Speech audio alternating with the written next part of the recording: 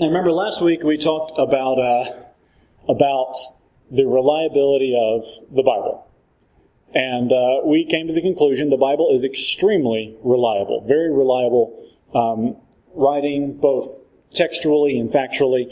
We can trust in the Bible. And today we're going to kind of extend along on that topic a little bit and look at a little bit of evidence that points even more so to why we believe the Bible is reliable. Because when you think about it, the Bible is probably the most debated book in all of history. People get into hot, contested fights and arguments over the Bible all the time. You never see anyone getting into a fight like that over, Homer's The Odyssey, anything like that. But you see that kind of fight over the Bible all the time. And it's really something that the more we know about it, the more we know about its reliability, the more valuable it is. Now, we're talking about archaeological evidence for the Bible. And if you'll remember, there are two different types of basic apologetics that we covered. There's evidential and presuppositional. You guys remember that at all? Way back in lesson 1. If you had to guess, evidential, presuppositional. Remember, evidential is dealing with cold hard facts, the evidence, Exhibit A, Exhibit B. Presuppositional is dealing more so from the position of a person, what they believe already to start with. So considering that, if we're talking about archaeological evidence for the Bible, what kind of apologetics do you think we're working on here? Evidential. We're kind of past the presuppositional stage here, and we're looking at the cold hard evidence. Now, before we jump into this, I will say a lot of the stuff here is not stuff I go through and dig up on my own. A lot of it I get from an apologist named Charlie Campbell. He's done a lot of work on that. But what we're talking about today about archaeology in the Bible only scratches the surface. So, let's start with a passage of Scripture about the Bible itself, about Scripture itself. 2 Timothy 3:16 says, "All Scripture is breathed out by God and profitable for teaching, for reproof, for correction, and for training in righteousness, that the man of God may be complete, equipped for every good work."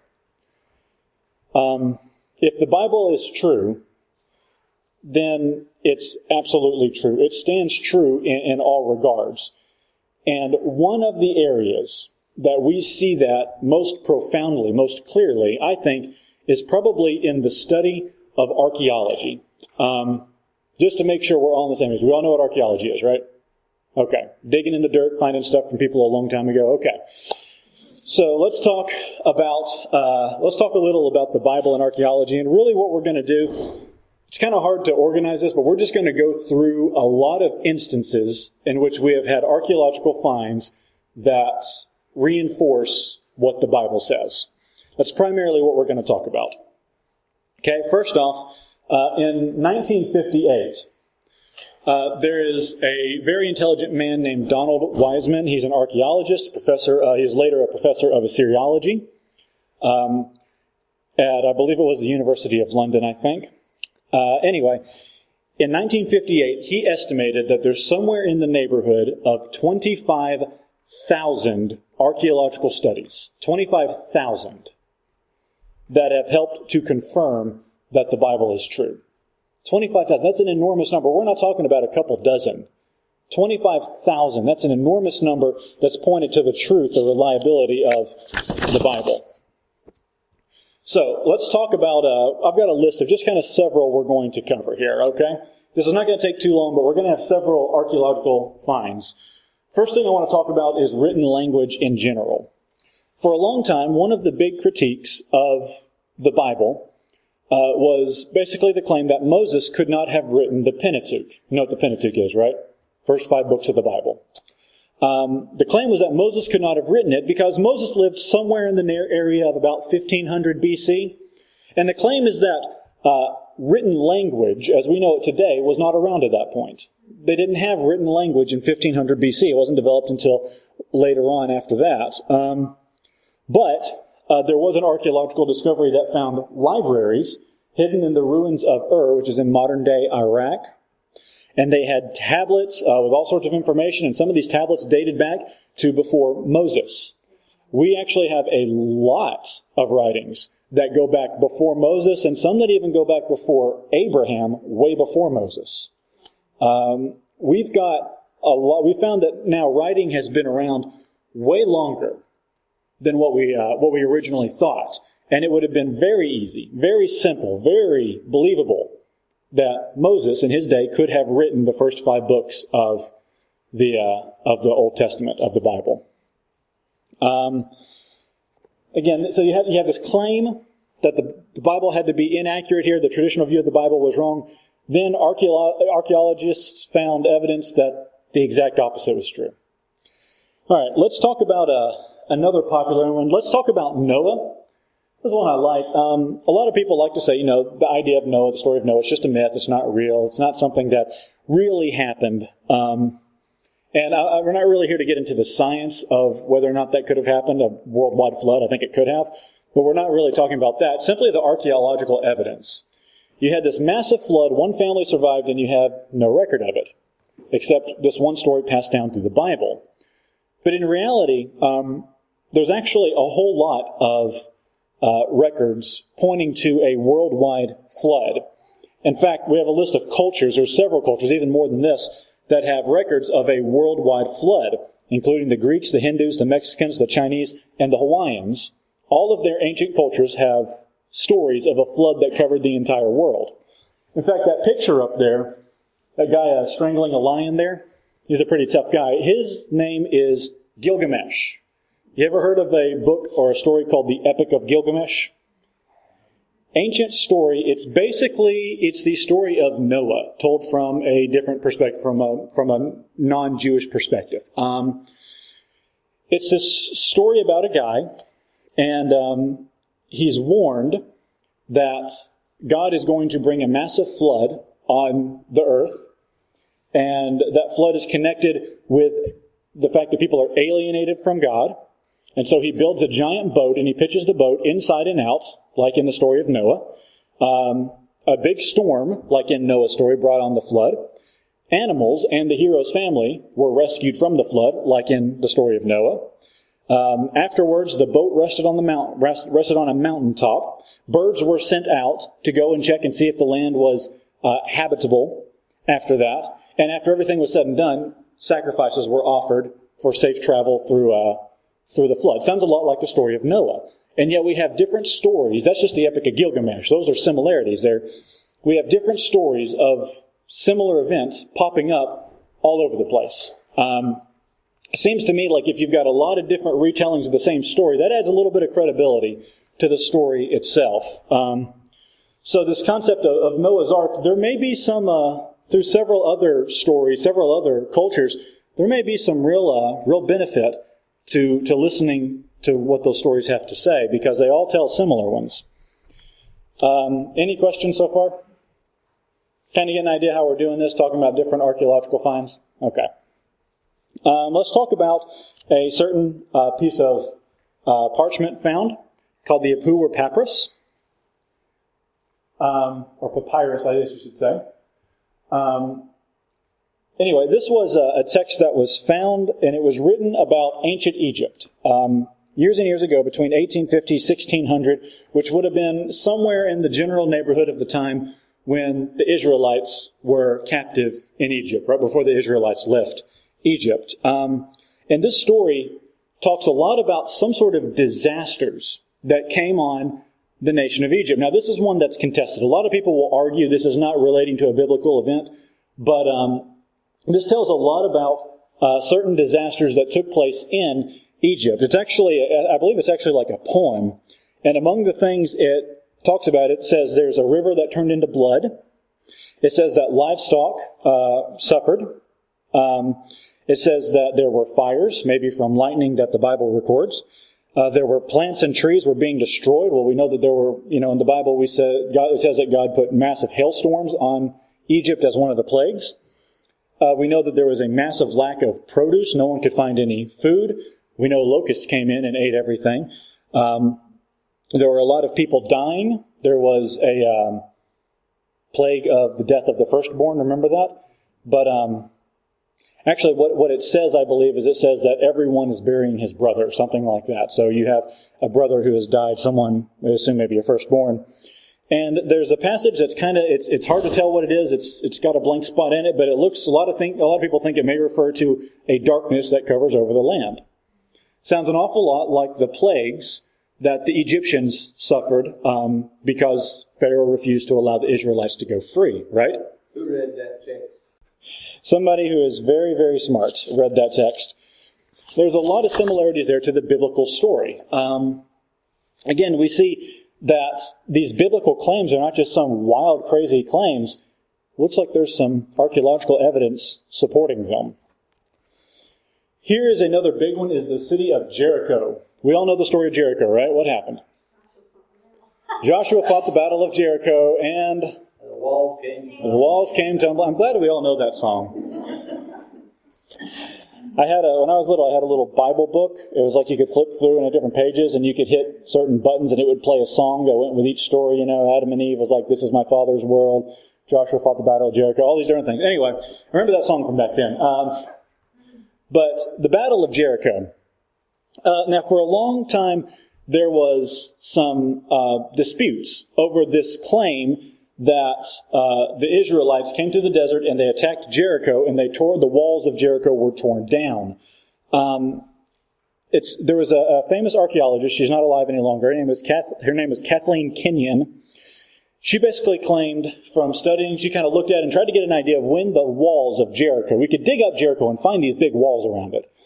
But her best guess for the date of when the walls of Jericho fell was about a century before Joshua.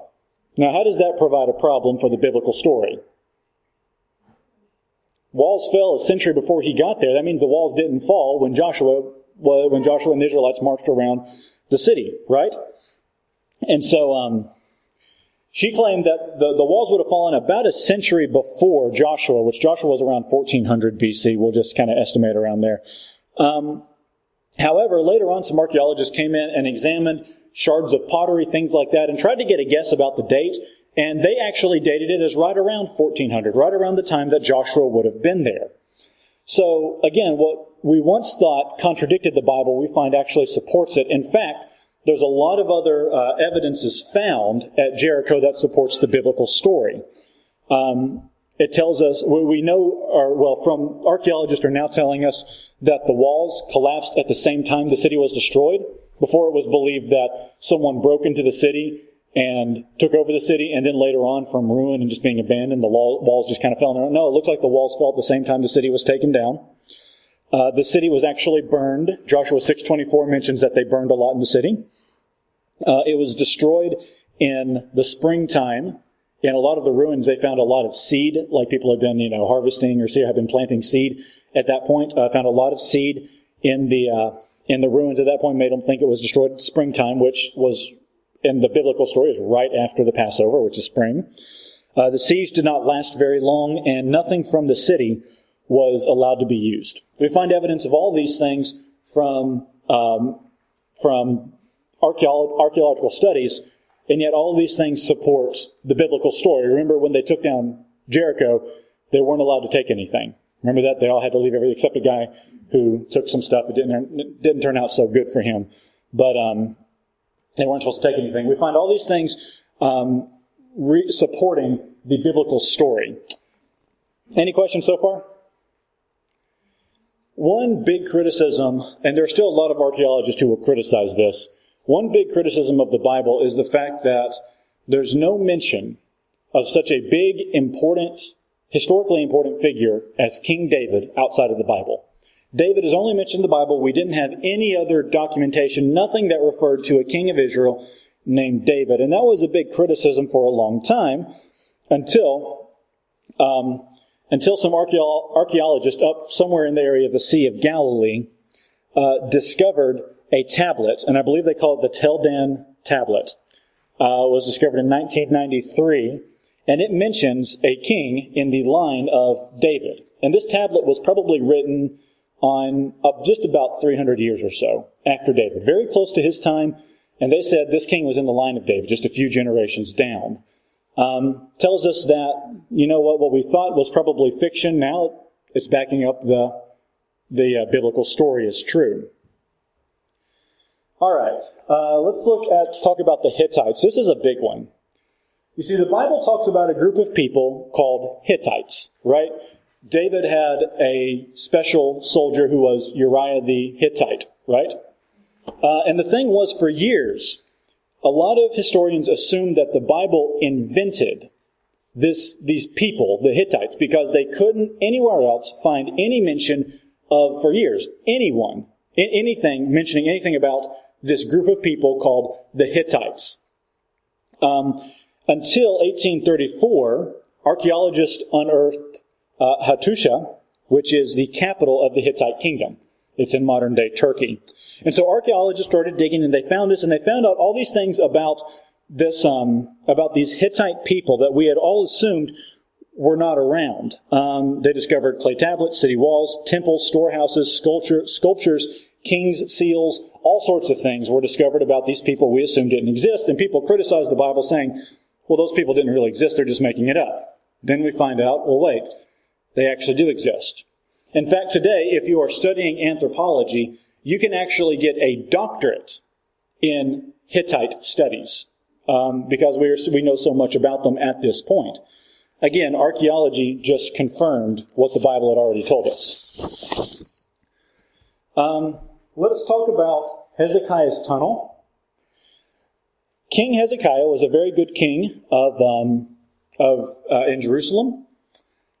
Hezekiah was one of the righteous kings. While he was king, though, there is a huge siege against Jerusalem, but that was the point when God sent an angel out to kill so many of the invading army, and after that they left.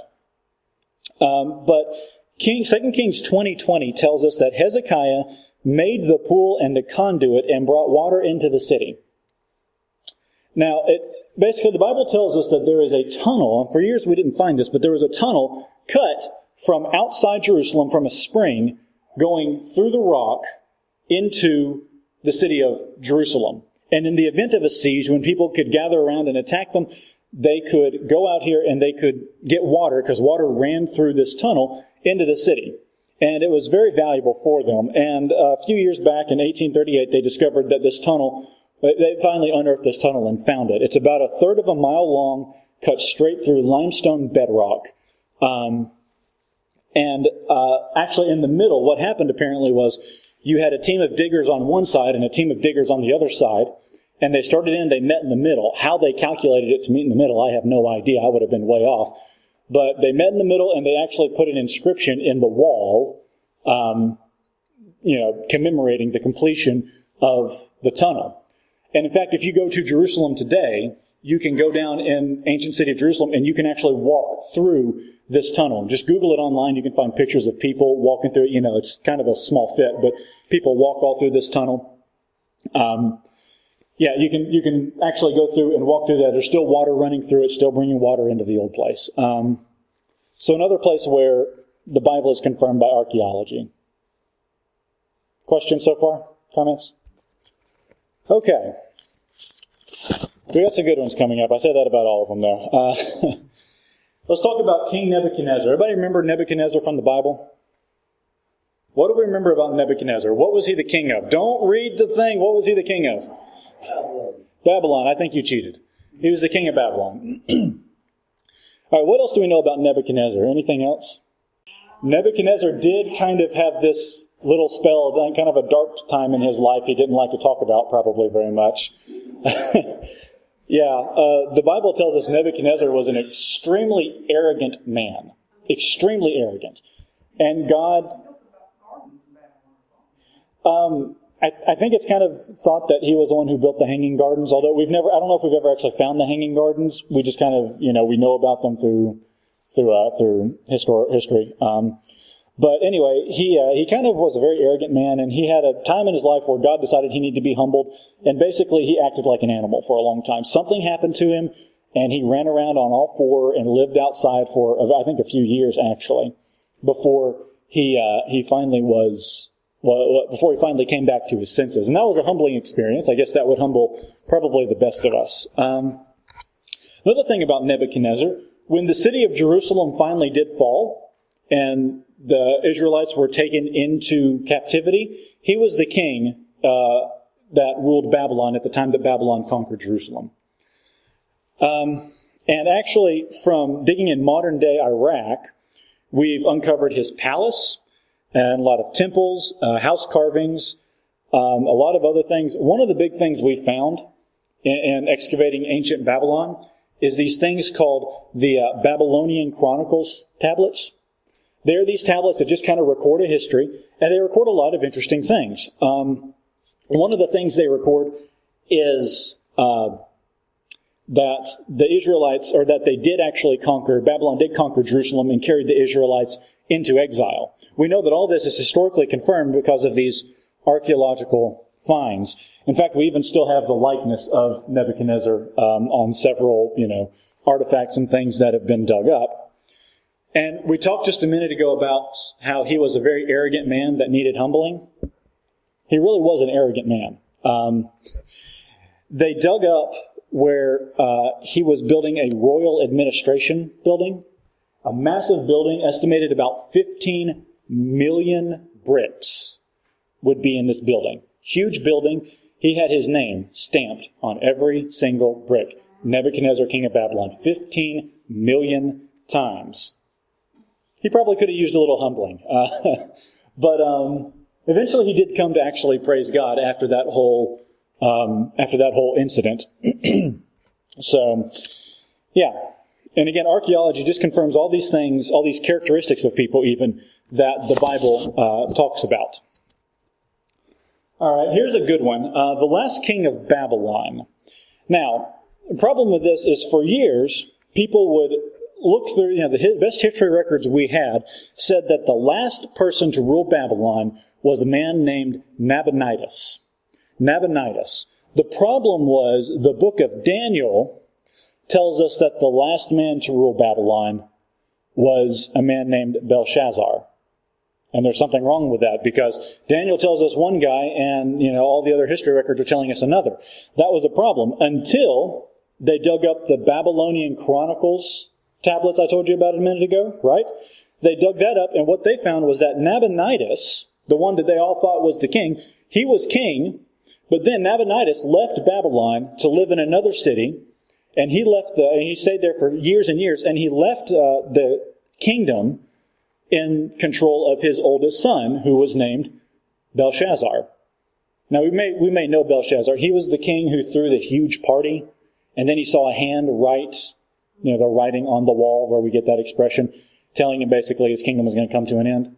Anyway, that was Belshazzar. He was the son of Nabonidus. Turns out that the Bible was actually correct where all of our other history records were lacking. Not only that, let me just give you a quick list of a lot of things that we've confirmed through archaeology. Kind of getting near the end here. We have found the fortress where John the Baptist was likely held. Remember, he was arrested and executed. Before he was executed, he was probably held in this fortress. We have found the pool of Bethesda.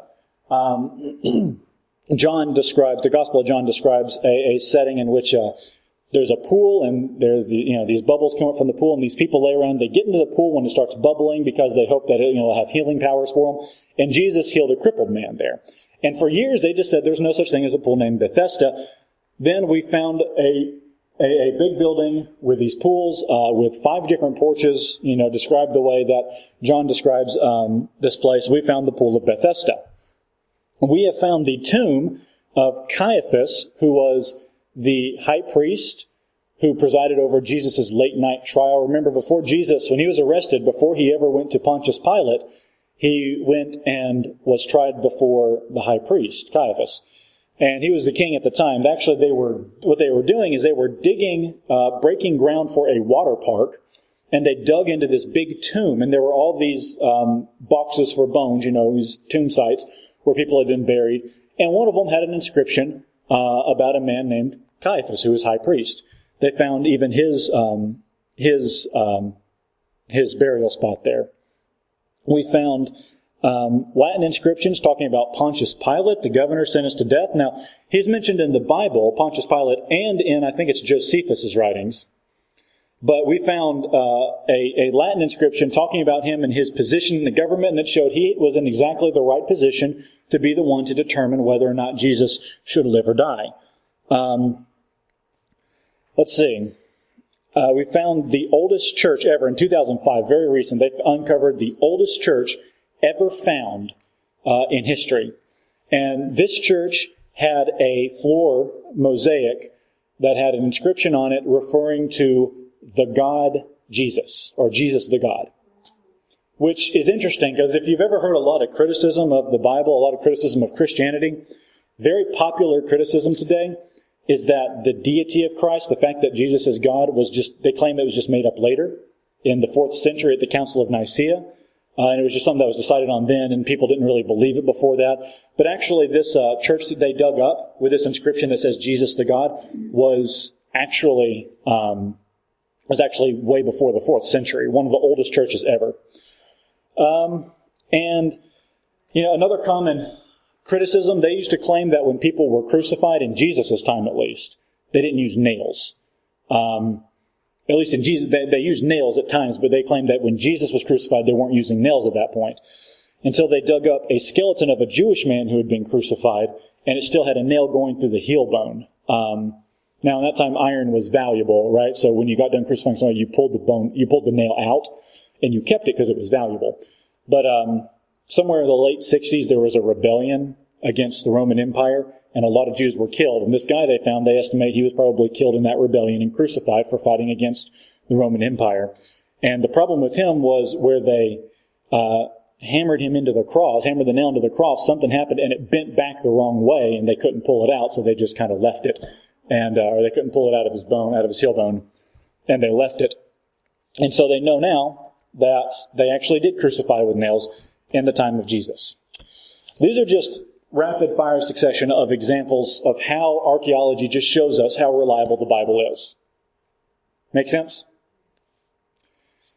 There's really just kind of one more big one I want to talk about, and that's just Luke in general. What was Luke's profession? Anybody remember? Physician. He was a physician. Luke was a doctor. But Luke, apparently, not only was he a doctor, he moonlighted as a historian. He was a fantastic, wonderful historian. Luke mentions 32 countries, 54 cities, 9 islands, as well as ports, names and titles of priests and political leaders, deities worshipped in certain cities, weather and patterns, shipping lanes, and laws and customs. And for a long time, we thought a lot of these details were just made up to make it sound realistic, because we didn't have other evidence for them. We now have somewhere in the area of 84 confirmed historical facts in the book of Luke alone. A lot of things we've dug up, figured out because of archaeological studies. Book of Acts. Yes. You said Book of Luke. Did I say Book of Luke? I'm sorry, I'm getting to the book of Luke here. Yeah, he wrote Luke and Acts, but yeah, Book of Acts, you're correct. 84 in the book of Acts, which is a lot of things to confirm in just one book. We found he has amazing detail with what he does. And actually in the book of Luke, he does the same thing. In Luke 3:1, he mentions a guy named Lycina, who is a tetrarch, which is a political position in that time. And the problem was, everything in history we knew about this guy named Lycina said that Lycina lived hundreds of miles away and was a political leader 50 years away from the time of Christ's birth. So what they're saying is Luke was 50 years off and hundreds of miles away, until they discovered an inscription. They dug up an inscription that talked about a guy named Lycina, the tetrarch. It turns out there are 2 political leaders named Lycina, one over here and one over there. In fact, when it comes to Luke, a man named Sir William Ramsay had something to say. He said, "I set out to look for truth on the borderland where Greece and Asia meet, and found it there. You may press the words of Luke in a degree beyond any other historians, and they stand the keenest scrutiny and the hardest treatment." And actually, if I got the story right, Sir William Ramsay was not a Christian. He did not believe the Bible was reliable at all until he went on these archaeological digs and he started finding how unbelievably reliable Luke's writings were. And the conclusion he came to over time was He went from being skeptical about the book of Luke to consulting it as an authority in matters because he found how accurate it actually was.